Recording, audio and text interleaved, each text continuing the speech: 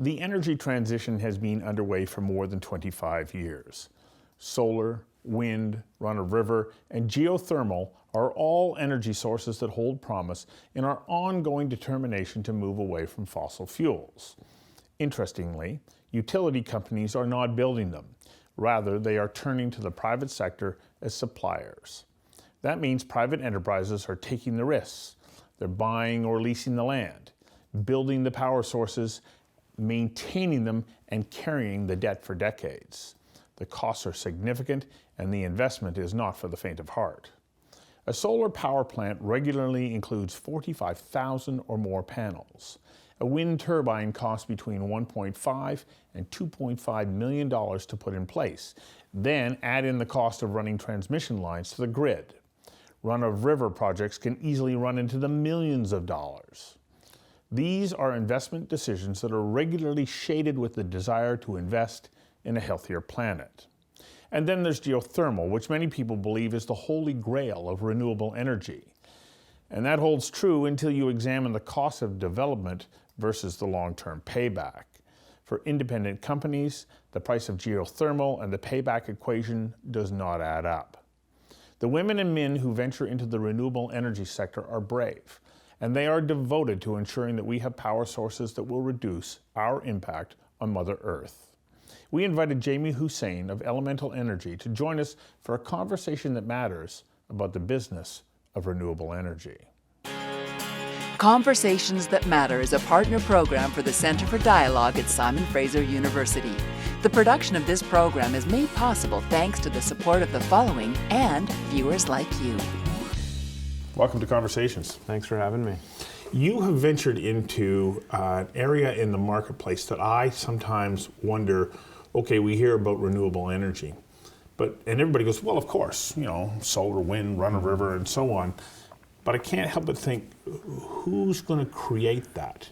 And you're one of those creators. What drew you to this sector? And then let's talk about what it takes to actually make that happen. Yeah. It's interesting because a lot of people seem to say, when they hear you're in renewable energy, they say, that's the thing in the future, or that's the future. And I have to remind people that renewable energy is now the present, and it's happening now. And so I wanted to be a part of it. It seemed like an interesting time in history where a generation ago, we weren't really, as a society, fully in tune with, I think, the scope of the environmental problems and the environmental challenges that we're facing. Mm-hmm. And I think a generation from now in the future, it's going to be, we're either going to have sort of made it or broken it in a sense. And so it seemed a unique time in the world to get involved in an industry that was really trying to address the environmental crisis that we're facing. So. A lot of it just stemmed from a desire to be a part of something that was really in the now and have a positive impact at a time where it seems like we're really poised to do that. Okay, this is new territory, new technology that's changing all the time. What are some of the risks associated with you as a private entity setting up this kind of venture? Yeah, you can take different kinds of risks. What we do is essentially we develop renewable energy projects, develop and invest in renewable energy projects. And so we're not taking as much technological risk. There are folks out there that are trying to create the next mousetrap, whether it's a new type of wind turbine or a new solar panel or fusion. There's all kinds of folks working on the next thing. We're not sort of taking the technology risk so much, because when we build a solar farm or a wind farm or a run-of-river hydro plant, we're using commercially mature technologies. So there's different types of risks that you can take, but we're taking technologies now that are commercially proven, they're financeable, and we're really just sort of working on the advancement through the rollout of that existing technology. So what kind of power generation are you involved in? Are you staying in one sector, or are you sort of spreading out across a variety of different types of power generation models? Yeah, so my company, Elemental Energy, is involved primarily in three forms of renewables: wind, solar, and run-of-river hydro. Wind is in a lot of places right now, so you can go to a lot of different places and do wind. Solar is advancing very rapidly now, but of course there's certain areas where solar works better than others. Run-of-river hydro, we've been mostly active here in British Columbia. but there are some other opportunities that we're looking at outside of BC as well. So are you working primarily in Canada? Mostly in Canada right now, but we're also active in the U.S. as well. Yeah, I mean, it's just such a big market down there, as you know, and particularly with the rollout of solar over the last 4 or 5 years, we've been pretty active in the solar business in the U.S. as well. When you get into the renewable energy business, in some ways, especially if you start to do it on larger scales, you're like a mini utility because you are producing power. But unlike, let's say, hydro or coal-fired or natural gas cogeneration, where they can operate 24/7, 365, you don't have that same opportunity. How do you then manage the needs of your customers to supply them with power if you have intermittent access? Yeah, so most renewables are still intermittent. And the utility ultimately is responsible for dealing with the intermittent nature of renewable energy. And utilities are doing a great job at that. I think the best way to think about it is that we're essentially sort of like a wholesaler of electricity. So we're a generator, we generate electricity, we essentially sell it to the utility. The utility deals with the whole portfolio mix that they may have. Different states and provinces will have different mixes of wind and solar and hydro and fossil fuels that they can sort of mix together in a portfolio to meet the demands of their retail customers. So we don't deal with the retail customer, sort of the end retail customer. As a utility scale project developer or generator, we're essentially selling wholesale electricity to the utility, and then the utility is doing what they do to mix it and deliver it to the customer. Got to get you to hang on for a second while we take a quick commercial break. We'll be right back. Sorry for the interruption, but I need your help. I'm asking you to support the show by becoming a patron. That means pledging $1 per show. Conversations is a unique program. There's no grandstanding, no arguing, no yelling. Instead, I sit down with people who have unique insights, specialized knowledge, and experiences that inform and enlighten. And we do this on an incredibly limited budget with a very small crew. Well, this is my office and it's where I edit the show.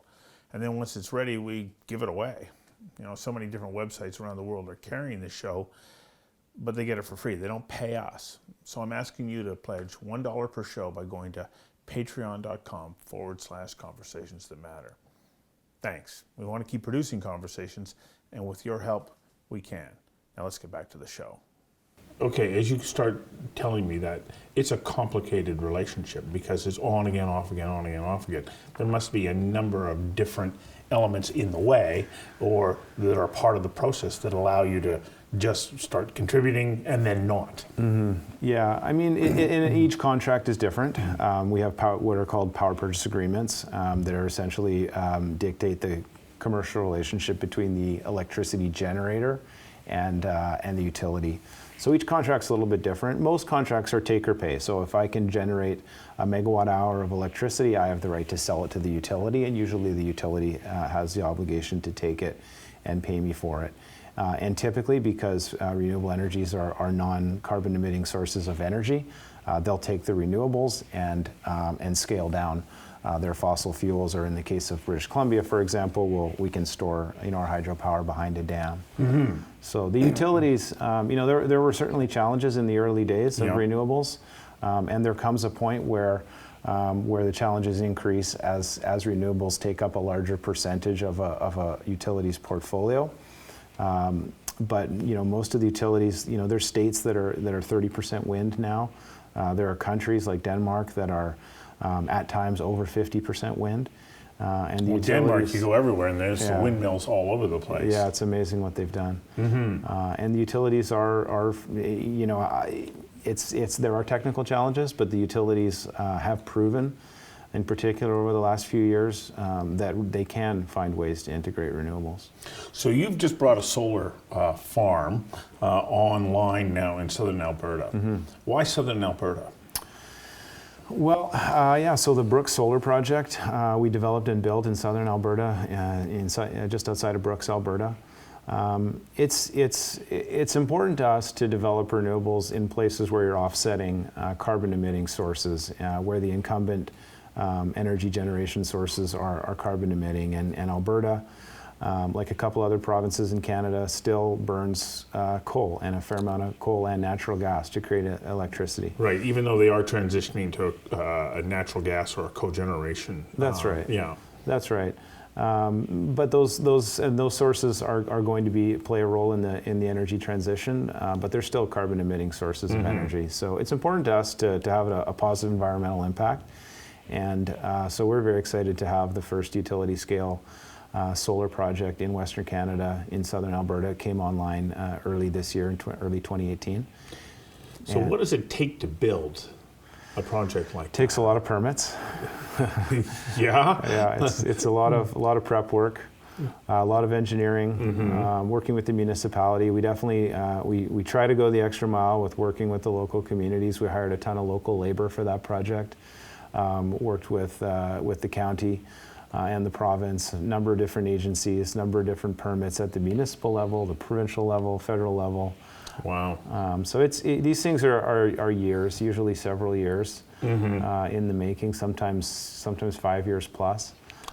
So what do you do to pick that site? Do you have to sit there and do a review of annual sunlight, average sunlight in that period? Because I'm sure that plays a big role in where you pick that spot. Yeah, we call that resource assessment. So we're assessing what the natural resource is. The natural resource in this case being how sunny is it. And there's pretty good data sets out there now for solar in particular. There's a variety of sources you can go to get information that will determine how much energy you can get based on building a certain size plant in different parts of the world. Southern Alberta, southern Saskatchewan is the best solar resource in Canada. Because of hours of sunlight? Yep, that's right. That's right. I think there's 330 days of sun, close to that number, in Brooks, Alberta. As opposed to 330 days of rain in Vancouver. Here in Vancouver, yeah. We won't be building a plant like that in Vancouver in the immediate near term. But no, it's a great resource there, and there's good resources out there. I mean, it gets a little technical how you do it, but there's good resources to assess that. And then, of course, there's other factors. You got to have a site that's suitable to build on, ideally flat. Well, you have to have access to the land too. So did you have to buy that land, or is it a lease that you've worked out with somebody who is in the area? Yeah, we ended up buying the land. I'd say most of the time you're more often you're seeing a lease, but we had the opportunity to acquire the land, and this is a long-term project. Typically, these projects are designed to last at least 30 years. 30 years. Yeah. So how many panels would you have there? About 49,000 solar panels. 49,000. Yeah. That's more than I thought. Yeah, it's a decent-sized project. Yeah. Where do you source the panels from? Those panels were manufactured in Malaysia. Came across and landed in Vancouver, and then from Vancouver to Alberta.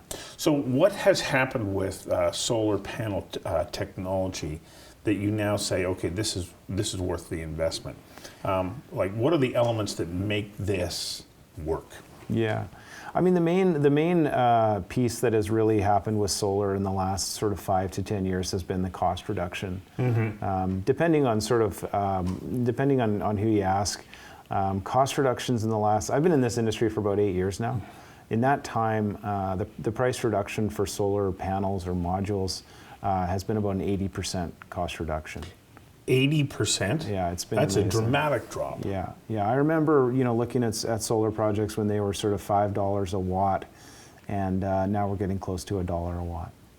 So that really improves the economics of this. Yeah, exactly. And at the end of the day, what you're looking for is what we call the levelized cost of energy. So what is the price that we can create a kilowatt hour or a megawatt hour of solar energy for and sell it to a utility who's going to turn around and sell it to an end customer. And on account of the capital cost reductions that we've seen in solar, it's just allowed us to really deliver renewable energy like solar at prices that are cost competitive, to the point now where in certain parts of North America and the world, solar energy is the cheapest form of electricity that you can acquire.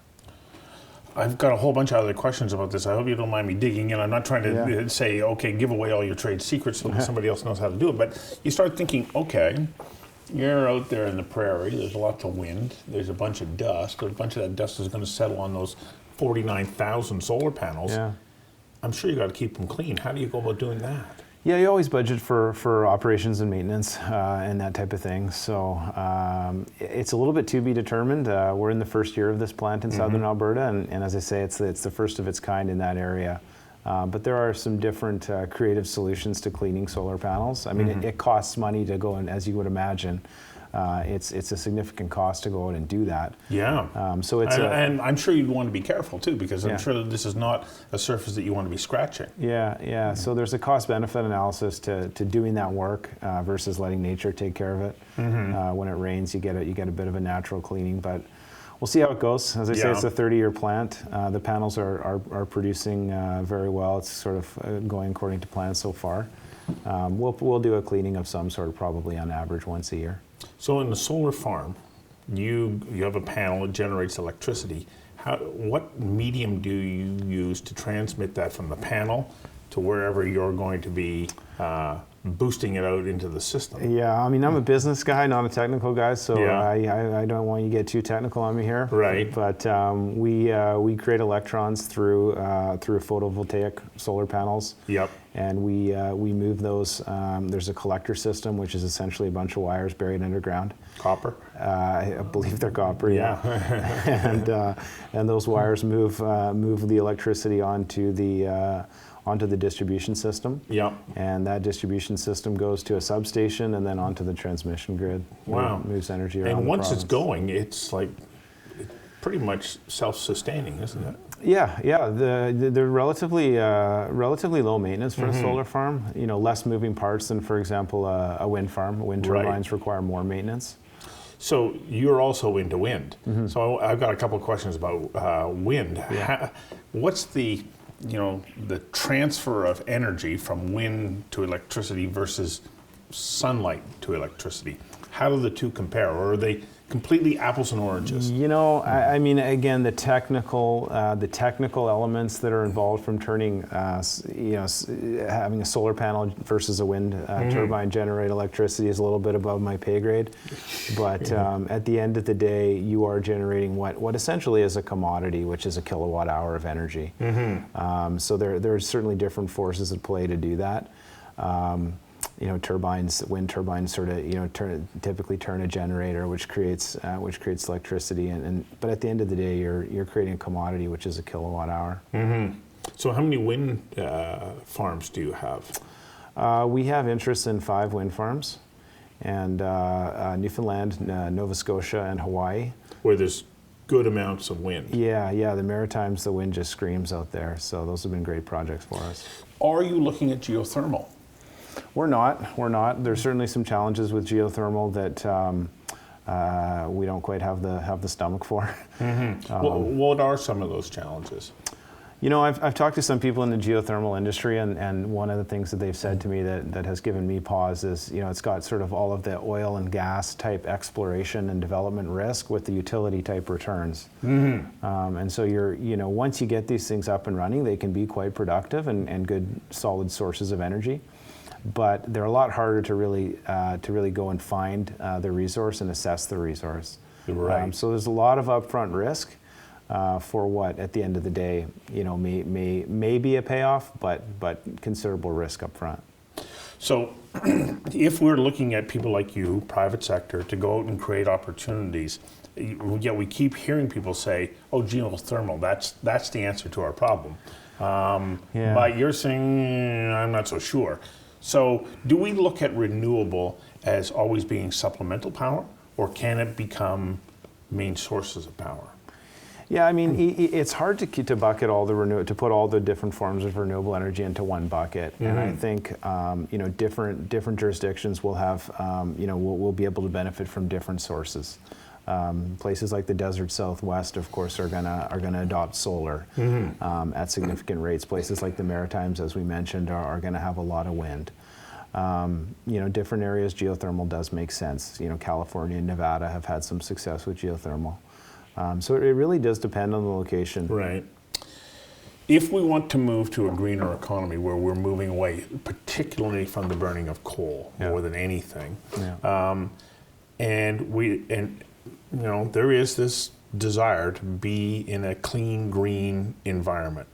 And at the moment, the best that renewable sector can do is to provide supplemental energy. Yeah. Can you envision a day where we say, no, it is now going to become the dominant power source in multiple jurisdictions, all with a different mix of power sources? Absolutely, absolutely. And 2016 was the first year where there were more renewable generation facilities put onto the grid than there were fossil fuel generation facilities. So it's not going to happen overnight. The incumbent technologies, be it natural gas or coal, are still, there's still life left on those assets. And of course, the incumbent owner-operators, some of them are being forced to move. In Canada, we're looking to really phase out coal at least by 2030.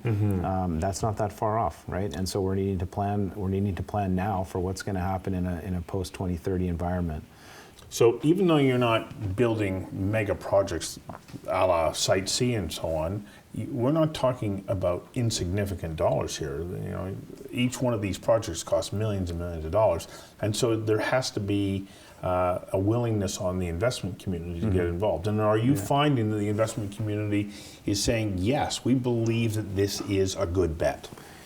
Yeah, for good projects, capital is not really the constraint, to be honest, both on the debt and equity side. So we're an equity investor. There's certainly a lot of competition out there and other folks that have realized that this is a good asset class to be invested in. So we're finding it pretty competitive. There's definitely more capital out there in our experience than there are good projects to invest in. So what is the biggest challenge that we need to overcome right at the moment to be able to maybe accelerate the rate in which we move towards a greener source of power generation? Yeah, I think we're doing a good job right now. As you say, we do need to accelerate. I think it's a combination of technology and policy, right? There needs to be policy at federal levels, at state and provincial levels as well. A lot of the energy space and electricity space in particular is governed at the provincial and the state level in North America. And of course, some states and provinces are more inclined to move quicker than others, but there does need to be policy incentives moving forward, whether it's cap and trade, carbon taxes, renewable portfolio standards is a big one.